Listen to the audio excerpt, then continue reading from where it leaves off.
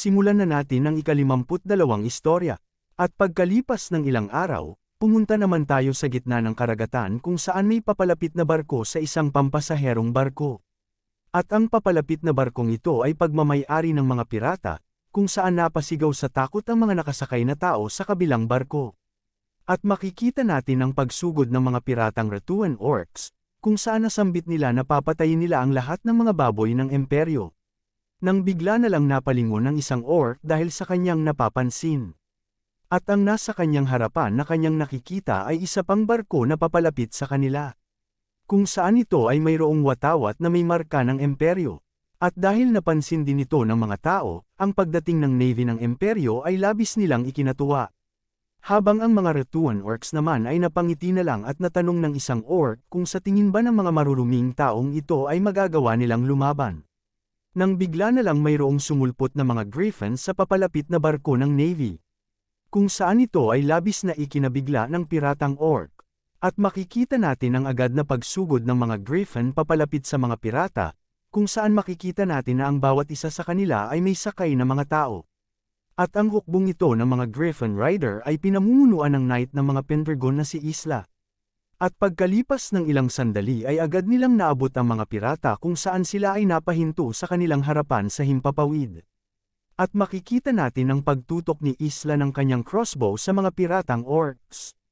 Kung saan agad din na pinaulanan ng mga palaso ang mga pirata ng mga Griffin Rider. At pagkatapos nito ay nagpatuloy silang umatake, kung saan si Isla ay inilabas ang kanyang sandatang mace at agad na sumugod. At nang makalapit ang kanyang griffin sa isang orc ay agad niya itong kinalmot habang si Isla naman ay hinampas ang piratang orc ng kanyang sandata. Kung saan makikita natin ang pagtalsik ng mga dugo ng kanyang mga kalaban sa kanyang mukha. At pumunta naman tayo sa isang bar sa lungsod ng Leos. Sa loob ng bar na tinatawag na Orca Archipelago, kung saan nasambit ng may-ari habang hawak-hawak ang kanyang sigarilyo, na ang bar na ito ay isang ordinaryong negosyo lamang. Kaya natural lang na maging customer nila ang mga pirata. At dahil sa sinabi nito, ang Navy Admiral ng Imperyo na si Admiral Murain at ang kanyang tauhan ay napatingin na lang sa may-ari. At dagdag pa ng may-ari sa dalawa na wala siyang masyadong alam sa kanilang tinatanong. Nang bigla na lang ipinalabas ng Admiral ang kanyang espada at itinutok sa may-ari. Kung saan nahiwa ang kanyang hawak na sigarilyo at siya ay natigilan dahil sa pagkabigla. At nang siya ay matauhan, pasigaw nitong natanong kung ano ang ginagawa ng Admiral. Kaya agad na tinawag ng Admiral ang kanyang tauhan na si Isaac. Kung saan agad din si Isaac na may ipinalabas na isang kasulatan at ipinakita sa may-ari. At nasambit ni Isaac na ang dokumentong ito ay mayroong marka ng kanyang dugo. At malinaw na sinasabi sa kasulatan na siya ay nanunuhol para payagan ni Count Segunda na magbenta ng ipinuslit na mga bagay sa kanyang negosyo. Kung saan ang pagpapalabas ng dokumentong ito ay labis na ikinabahala ng may-ari.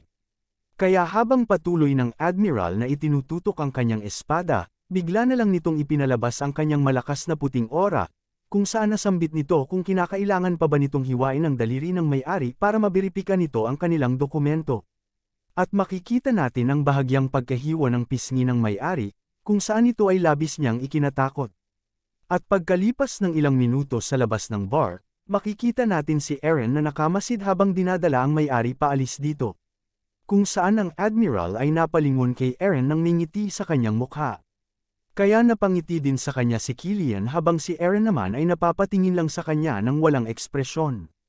At napaisip si Eren na dahil sa impormasyon ng dating tauhan ni Gobernador Segunda na si Vincent, nagawa nilang makuha halos lahat ng mga negosyo na mayroong kaugnayan sa mga pirata. At habang si Eren ay nakatayo sa kanyang pwesto at nagpapalabas ng seryosong mukha, naisip nito na kung magagawa nilang maalis lahat ng mga ito sa Leos, magagawa nilang maalis ang mapagkukunan ng pera ng Dark King na si Teleo Arangis. At habang nakatayo din si Admiral Murain kasama ni Isaac, nasambit nito na sa imperyo ay walang may mangyayaring negosasyon sa lahat ng mga pumanig sa mga pirata. At dahil sa mga patakaran ng bagong gobernador, lahat ng mga aktibidad ng mga pirata sa loob ng bansa at dagat ay natigil.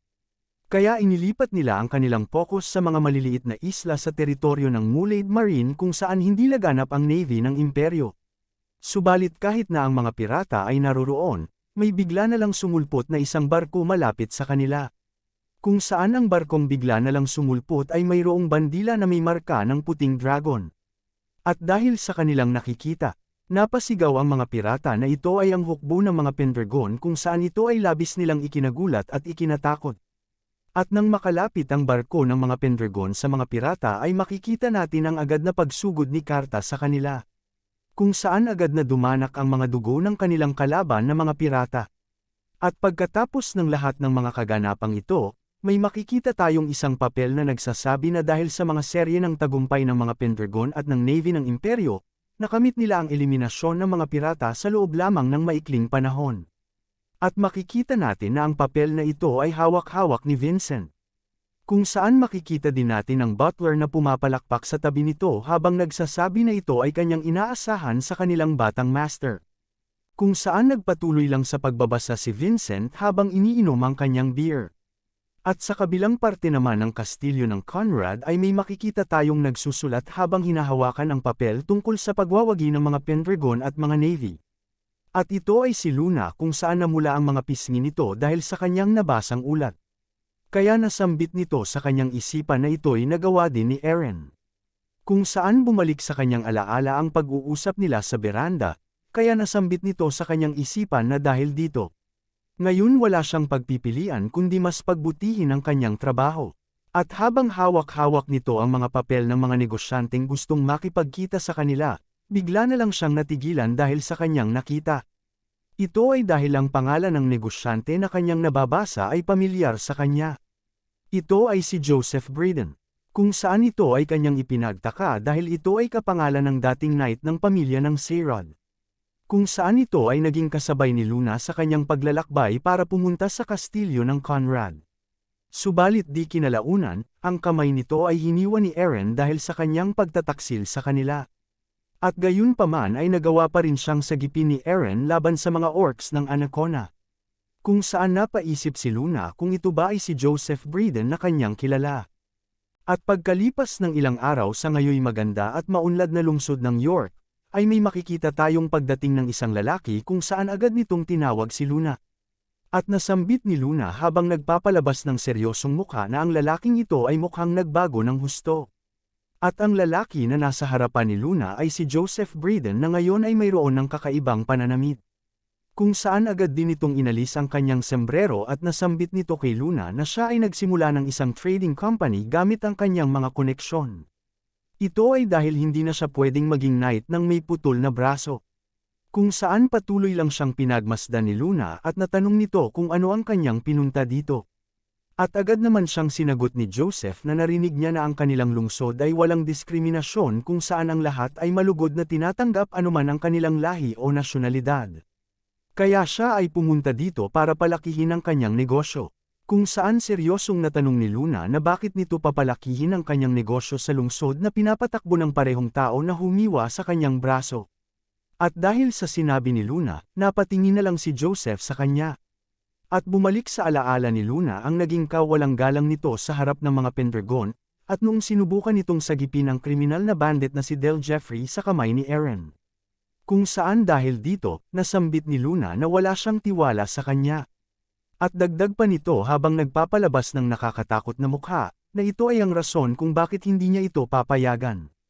At dahil sa naging kilos ni Luna, wala nang may nagawa si Joseph kundi ang masabi na lang na si Luna ay labis na nag-iba. At dagdag pa nito na si Luna ay wala nang may nakikita kundi si Eren Pendragon lamang. Kung saan natanong ni Luna kay Joseph kung ano ang ibig nitong sabihin. Nang bigla na lang nasabi ni Joseph na siya ay mananalo laban sa isang Eren Pendragon. At ang sinabi nito ay labis na ipinagtaka ni Luna, kung saan siya ay napatanong kung ano ang sinasabi nito.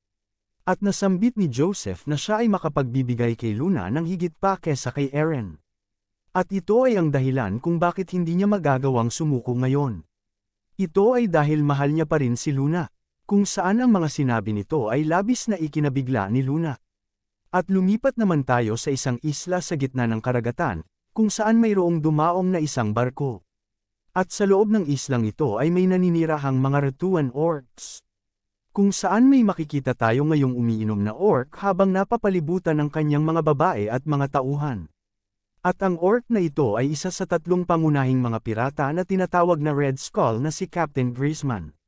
Kung saan natanong nito sa kanyang kaharap kung bakit siya pumunta dito. At ang kaharap nitong bisita ay ang Dark King na si Teleo Arangis. Kung saan agad niyang sinagot si Grisman na siya ay pumunta dito para siya ay kamustahin dahil narinig niya na siya ay dumaan sa ilang problema kamakailan lamang. Ito ay dahil sa bagong gobernador ng Leos na pagsusupil sa mga pirata. Kung saan ang sinabi ni Teleo ay ikinagalit ng tauhan ni Grisman, subalit agad din niya naman itong pinigil. At nakangiting nasambit ni Grisman pabalik kay Teleo, na ayaw niya itong marinig sa taong nawala ng kamay at mata habang lumalaban sa isang sutil na bata. Kung saan napatawa ang tauhan ni Grisman habang nagpalabas na lang ng nakakatawang mukha si Teleo. At natanong ni Grisman sa kanya kung hindi ba siya masyadong nanghina dahil sa mga patakaran ng bagong gobernador na nakakaapekto sa pinagmumula ng kanyang pera. Subalit habang hinahawakan nito ang isda na nakahain sa kanilang lamesa, nasambit nito kay Grisman na mukhang siya din ay hindi nakakaangat. At habang nilalagay nito ang isda sa kanyang dila, nasambit nito na ito ay dahil si Grisman ay nawala ng kanyang mga maliliit na barya, kung saan malinaw niyang nakikita sa basurang kinakain nito sa pang-araw-araw. At dahil sa sinabi ni Teleo, si Grisman ay napahampas ng kanyang kamay sa lamesa. At pagalit nitong natanong habang tinititigan si Teleo kung bakit ang bastardong half-orc na ito ay nandirito. At habang inilalagay ni Teleo sa kanyang bibig ang isda, nasambit nito na mayroon siyang isang malaking patron. Kaya walang paraan para siya ay mawala ng pera.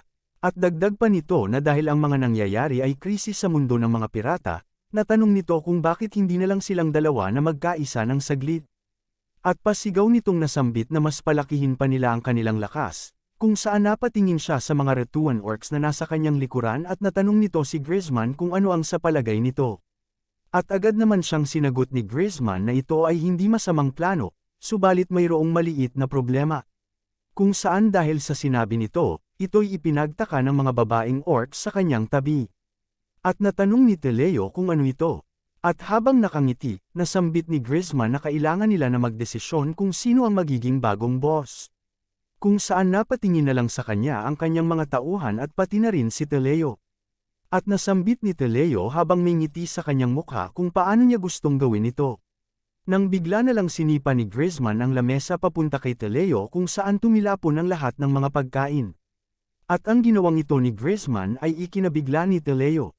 At habang ipinapalabas ni Grisman ang kanyang malaitim at asul na aura, nasambit nito na gamit ng kanyang kamao, ito ay kanilang pagdedesisyonan ngayon. Kung saan agad nitong sinuntok ng napakalakas ng kamay niyang napapalibutan ng aura ang lamesang napunta kay Teleo. At dahil dito, ito ay labis na ikinatuwa ng kanyang mga babae. Nang bigla na lang nanlaki ang mga mata ni Grisman, ito ay dahil ang kanyang ipinalabas na suntok ay agad lang naharang ni Teleo kung saan hawak-hawak nito ngayon ang kanyang kamay. At makikita natin ang ngayoy kakaibang mata nito dahil sa pagkaputol ng kanyang takip sa mata, kung saan nasambit nito na si Grisman ay may mababaw na pag-iisip. At mas hinigpitan ni Teleo ang pagkahawak sa kamay ni Grisman. Kung saan habang pinagmamasdan sila ng mga babae ni Grisman, siya ay napasigaw ng malakas dahil sa nararamdamang sakit. At dahil di na niya ito makayanan, napasigaw na lang siya ng paulit-ulit na ito'y itigil na ni Teleo dahil ang kanyang kamay ay mababalik. Subalit pinagpatuloy lang ni Teleo ang mahigpit na pagkakahawak nito habang siya ay napapangiti.